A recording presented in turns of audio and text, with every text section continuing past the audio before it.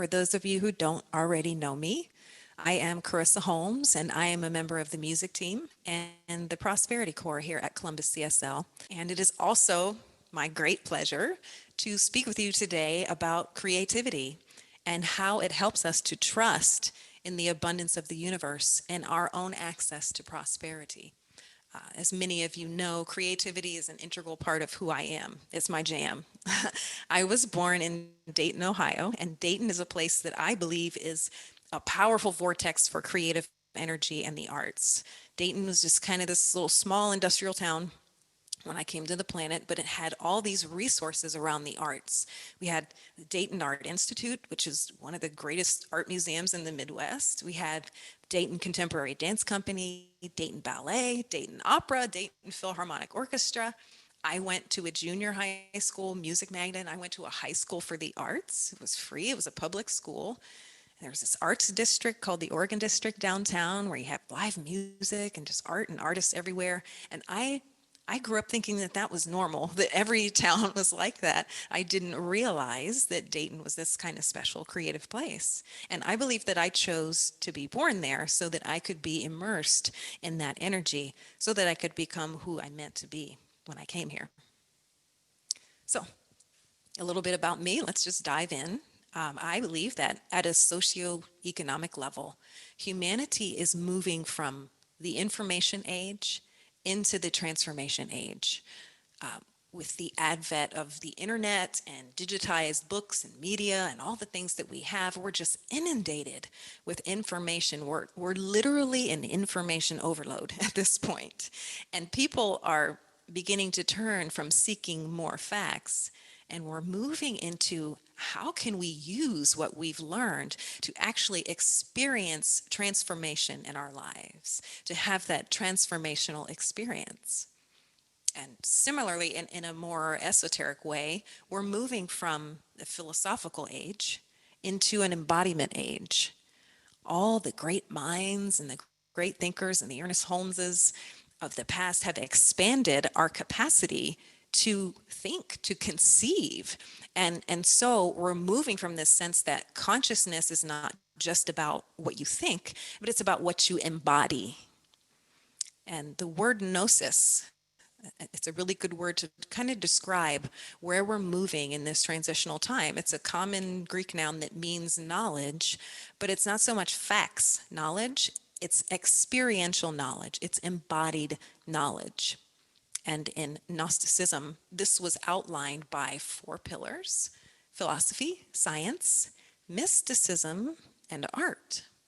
They recognized at that time that creativity and the mysteries were a part of being a balanced and harmonious human being. And I believe that's where we're headed right now. So as we move into this era, we're learning how to fully inhabit this really expansive space that the great thinkers and the philosophers have created in our collective consciousness. How do we inhabit that? How do we grow into that? And so we're drawn to these tools that help us to embody the knowledge, and tools that can help us trust our access to abundance and prosperity for ourselves and for the whole world. And so before we move forward, let's define abundance and prosperity. They're sometimes used interchangeably, and they're really not interchangeable words. Abundance is the plentifulness of a thing, anything, even lack. You can have an abundance of broke people around. But prosperity calls us to be a little more specific. Prosperity says we're being more specific about what we have an abundance of. And we define prosperity as freedom to fully live and express our unique gifts. And that includes being resourced financially, physically, mentally, emotionally, socially, and spiritually. Holistic resource. That's what we believe prosperity to be. And that, of course, includes cash, money that we all focus on so much. So naturally, in order for us to believe in prosperity, we have to first know abundance as truth. That's where it's coming from. And in this community, I know us, we know us. In our conscious minds, we know the universe is infinitely abundant. We know prosperity is our birthright. We know we were born into the unending life of the consciousness of God. We know these things. We move in the physical, but we're not of the physical. This is just where the portal opens. So if we know these things in our head, why do we still experience lack? Why is it easy to think about the concept of an infinitely abundant universe, but it seems so much harder to trust in it enough that prosperity is actually made manifest in our lives? And I believe that it's all about access. We unintentionally deny ourselves access to all of this infinite abundance. You see, one of the sticking points in getting what we consciously think and believe to manifest is unconscious opposition. And this can be unconscious desires that we don't realize we have that are influencing us away from the things that we want. It can be programming and conditioning that we picked up in our youth. Blame your parents. And even the collective consciousness of all humans and this planet and everything on it can influence us away from what we're trying to manifest. So essentially, if there's a conflict between what your conscious mind wants and believes and thinks and what your unconscious mind is programmed to receive, unconscious wins. Game over. Carl Jung said that until you make the unconscious conscious, it will rule your life and you will call it fate. That is how certain it feels. That's how out of control we can feel when our unconscious is opposing us. And just in case you were wondering if you have any of this internal conflict, you do. It's human, it's a part of the human experience, and it's not a failing. It's not something to be ashamed of. Part of us wanted to come here and live a story that allowed us to experience being held away from our magnificence. And layer by layer, peeling away the illusions and the delusions and the lies and the blinders and the veils until finally we get to that moment where we see truth and we experience complete alignment with Source. Once more, we remember. We came here on purpose to experience this, and it is good.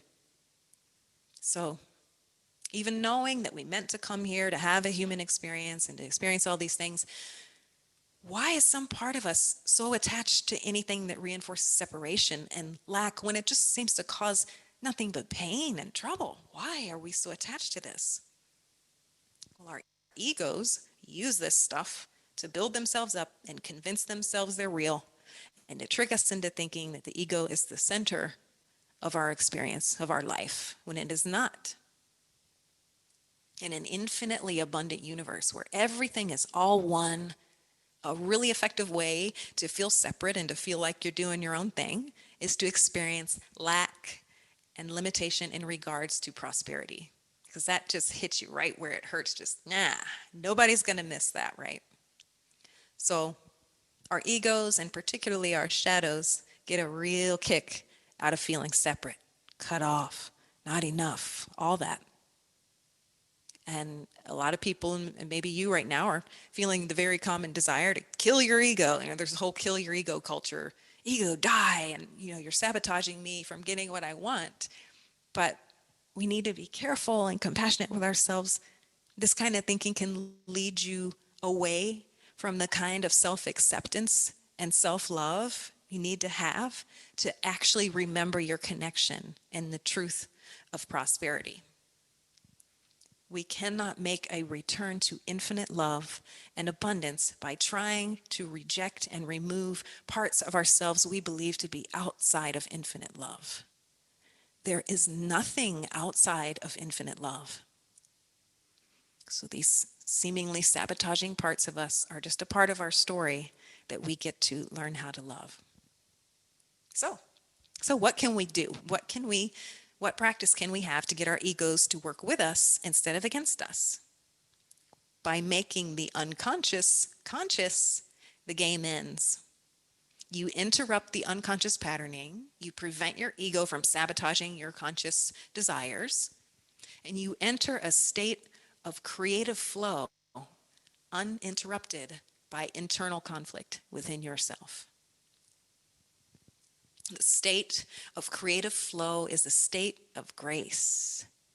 And grace is the living space where imagination comes into form. Faith blooms into miracles. Grace is that quantum sanctuary where knowing can come to rest in our hearts and we know truth. It is through grace. Through grace, we find harmonious solutions. We find the space to love the unlovable. And in grace, we begin to trust life.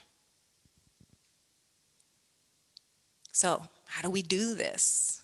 How do we make the unconscious conscious and build trust in ourselves? How do we trust God and life? How do we begin to live in this grace that maybe we don't think we've ever experienced?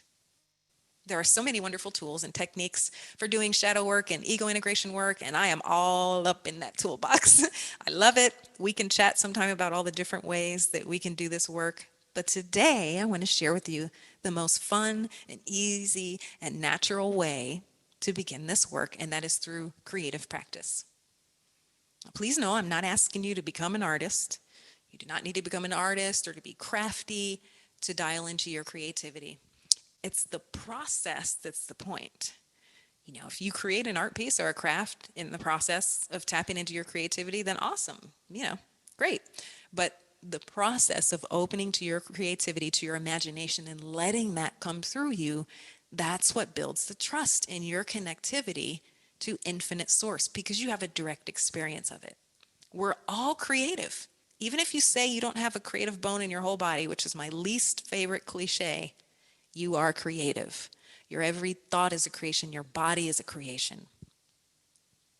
Creative imagination is holy fire from God. It's the power and the process by which everything imagined comes into form. So yeah, you're creative. And when we intentionally dive into creativity as a spiritual practice, it can help us develop that trust in the infinite abundance. Practicing creativity helps us live and move in that state of grace where all those good things just come sliding in. And I experienced a state of grace in the midst of a very deep despair that I was going through a number of years ago. I had just experienced a really painful breakup, and it wasn't really about the guy or the break. I've been through breakups before. I know how to do that. But it was about the fact that I had thought that my intuition told me this person was the person that I was going to marry and live happily ever after with. And that turned out not to be the case. Clearly, that didn't happen.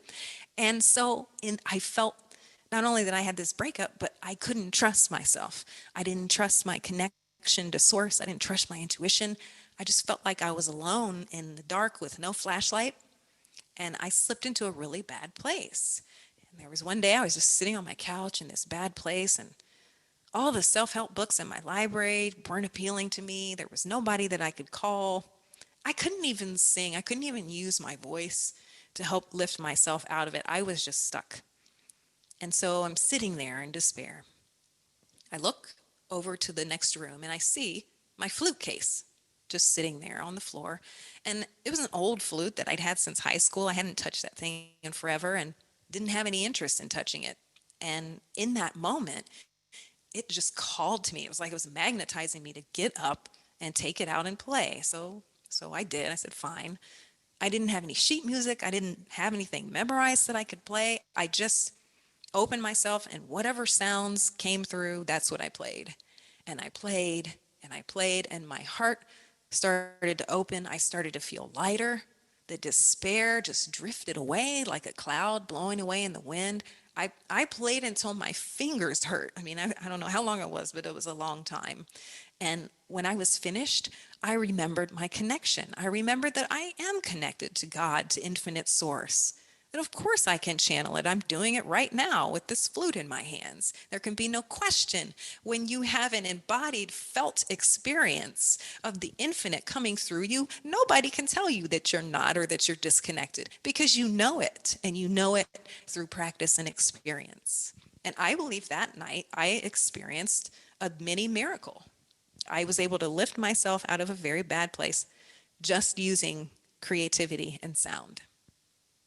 So when we choose to use our imagination and create, we tap into infinite mind that we always have access to. Your waking mind kind of gets out of the way. Mine was addled by despair. And then there's a feeling like the ideas flow through you rather than being generated from within your mind. The mind becomes the portal through which creative energy can flow. We surrender. We say, use me, like that song we all love.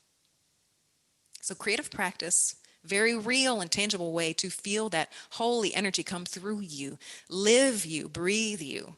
And you can build that skill and use it to increase your abundance in love or money or whatever it is that you feel you lack. So, if you don't play the flute or an instrument or you don't feel crafty, what can you do to engage with your imagination? I'll give you a few. But there's really an infinite number.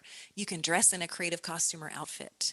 You can do free writing, where you just sit down and you write whatever comes into your head. No judgment, no editing, no nothing, even if it's blah, blah, blah or syntax. You can write hypersigils, which are an incredibly effective manifestation tool where you write out the story of you getting what you want as if you're putting a gratitude journal entry in that day. You can act out funny stories with kids. Kids are always game for tapping into imagination. You can make up a stupid song and sing it to your cat. I do that every day. I don't know if she likes it or not, but she gets it. You can color, you can paint, whatever it is. Take a new way home from work that you don't normally drive. If you're feeling really linear and logical and you just don't feel like an imaginative person, the place where you normally drive, take another route. Don't plan it. Just start driving. You're engaging with your creativity anytime you're busting out of ingrained habits and patterns and being open to that creative guidance. So, if you're unfamiliar, how do you know what this feels like? How do you know if you're tapped into your creativity? Well, I talked to a few community members because I know how it feels for me, but what's going on with you? And one person shared with me that creativity, when it comes in, feels like this inner tickle in her heart space, her head, and even her womb. And then she gets curious about what that sensation could mean and follows that, and then the creative process is starting. Another person shared that creative ideas just come falling in when her mind is busy doing something mundane. The mind's kind of out of the way with a toy, and the creative energy comes through. For me, I have a physically tangible sense of a presence just waiting in the outer layers of my energy field. I can feel it like a being. And when I choose the time to kind of download that, it feels like a luminous expansion that starts in my pineal gland right in the center of my brain and goes right out through the rest of my whole field. If it's a really good one, I'll get goosebumps all over and even a rush of energy that goes from crown to root or root to crown. So it can be very physical. For some people, it could just be a quiet thought that drops into your mind when you're just not expecting it and it's effortless. It can really feel like anything. So those are some good places to start. Now, those are some of the things that I invite you to experiment with this week, but I don't see any reason why we shouldn't play right now. Let's have a creativity exercise right now. I'll play some music in the background because that'll help facilitate the process.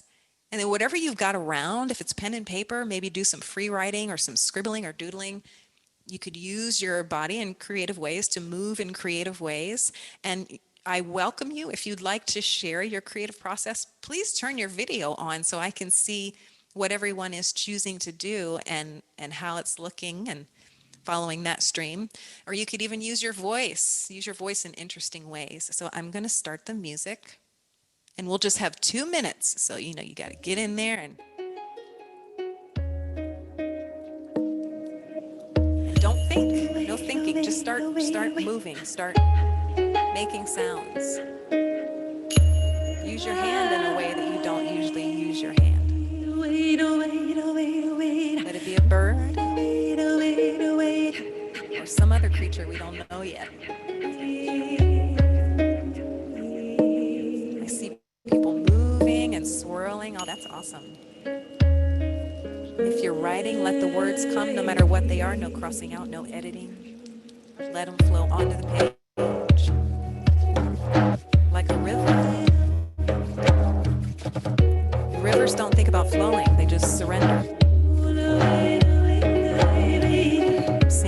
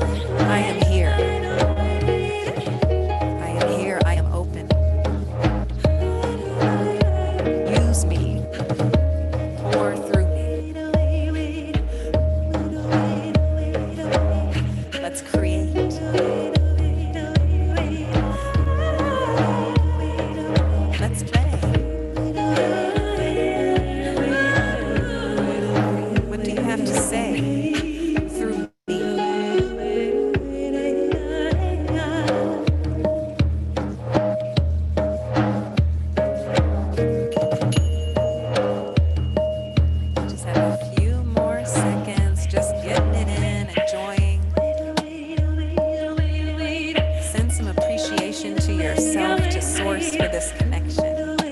Ah, thank you.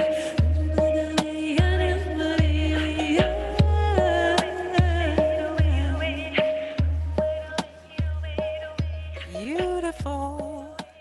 Love seeing all of these different creations. I bet you that's kind of how God feels sometimes, watching all of us doing our things.